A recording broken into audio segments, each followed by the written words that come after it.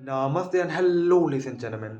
Today we are going to discuss about another anime series and that is Solo Leveling. हम लोग आज बात करेंगे सोलो लेवलिंग की क्योंकि इस समय जो उसकी रेटिंग है वो बहुत ही अच्छी है, वो 8+ चल रही है। हाँ, अगर आप ऐसे देखोगे ना तो दिखाया कि 3000 या 4000 8000 लोगों ने रेट किया है, लेकिन उसकी रेटिंग सच में बहुत ही बेहतरीन है। और जो स्टोरी है वो भी अच्छी है, बहुत अच्छी है। लेकिन मैंने ये बात नोटिस की ना कि जो आजकल एनिमे इसके आ रहे हैं जापान के, वो ज़्यादातर ना एक ही कॉन्सेप्ट पे बेस्ड है। परहैप्स हम लोग बात करना स्टार्ट करते हैं सोलो लेवलिंग के बारे में, उसमें है क्या? तो सोलो लेवलिंग में जैसे आपने शायद वन मैन पंच देखा होगा, नहीं देखा हो तो मैं उस पर भी डिस्कशन करूँगा क्या होता है उसमें। तो यहाँ पे ना एक ऐसा कोई फिनोमिनल हुआ है, फिनोमिनल के कारण सबके पास ना एक सुपर नेचुरल पावर आ गई है। ऐसा नहीं सबके पास आ चुकी है, कुछ गिनती के लोग हैं जिनके पास सुपर नेचुरल पावर आई है और उनकी जो पावर है वो समय के साथ बढ़ती नहीं है। जैसे होता है ना कि आप प्रैक्टिस करो तो आप अच्छे बन सकते हो, तो ऐसा वहाँ सिस्टम नहीं है। वहाँ पे आप कुछ भी कर लो, आपका जो जो लेवल ऑफ स्ट्रेंथ है, जो लेवल ऑफ पावर है वो नहीं इंक्रीज होगा, ऐसा उसमें कॉन्सेप्ट है।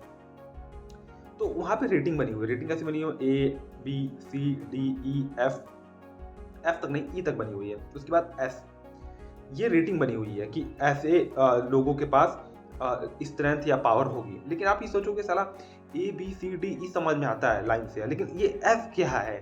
तो एफ क्या है मैं बताता हूँ कि ना ABCD वाले जो है ना ई तक, ये पावरफुल तो है। ई वाला सबसे कमजोर है। उसके बाद नीचे नीचे आके ए स्ट्रॉन्ग। लेकिन जो सबसे स्ट्रॉन्ग है, जो सबसे ही स्ट्रॉन्ग है वो एस में कैटेगरी आता है। वो ना वो उनकी पावर अलग ही लेवल की है।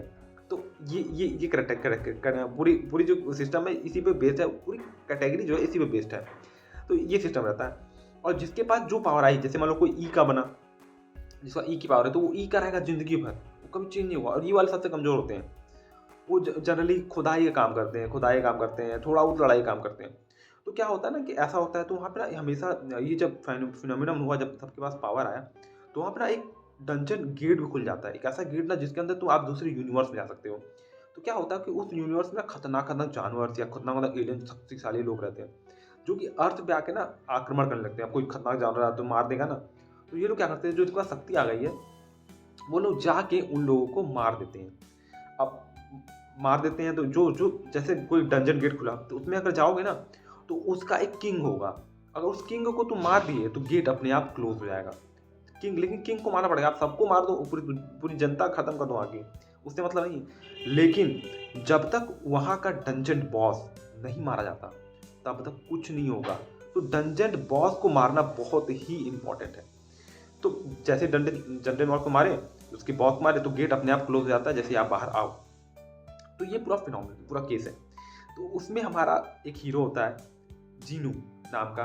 तो वो ई रैंक का रहता है, उसके पास बहुत ही कम, और वो हमेशा इंजर्ड हो जाता है। ठीक है ना? इंजर्ड होने के बाद क्या होता है, वहाँ पे ना हीलर्स भी होते हैं। हीलर्स मतलब जो तुरंत हील कर दें।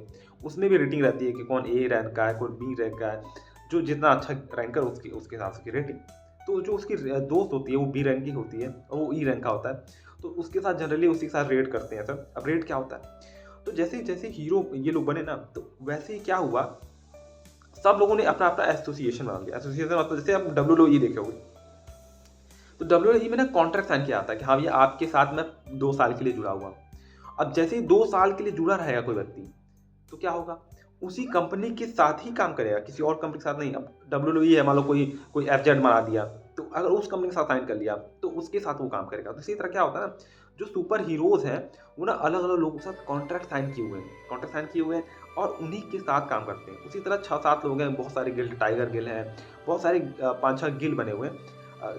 गिल्ड मतलब कल्ट बने हुए हैं, कैसे कह सकते हो। एक एक एक, एक मतलब वो हो गया कि कंपनी बनी हुई है जिसके अंदर जो रजिस्टर करा दिया कि हाँ भैया मैं आपके साथ काम करूंगा। तो उसके साथ वो लोग रेड करते हैं, मतलब वो डंजन गेट में जाते हैं, किंग को मारते हैं। सोचो किंग को मारने क्या फायदा, तो किंग को मारने के बाद ना उसके अंदर बहुत सारे मटेरियल मिलते हैं, बहुत सारे क्रिस्टल्स मिलते हैं। और जो अगर डंजन बहुत ताकतवर हो ना, उसकी हड्डियों का, उसकी मसल का ना हथियार बनता है, जिससे ना कि दूसरे डंजन को बेच दिया। जैसे होता है ना कि ये होता है कि डिमांड एंड सप्लाई, तो वैसा केस है। तो हमारा जीनू है वो ई रैंक का है। और आगे क्या स्टोरी में होता है ये हम लोग बात करेंगे नेक्स्ट वीडियो में। टिल देन आप इस वीडियो को लाइक करो, सब्सक्राइब करो और शेयर करो और मुझे कमेंट बॉक्स में लिखो आपको ये मज़ा आया कि नहीं। और अनदर में हम लोग बात करेंगे आगे की स्टोरी के बारे में। Till then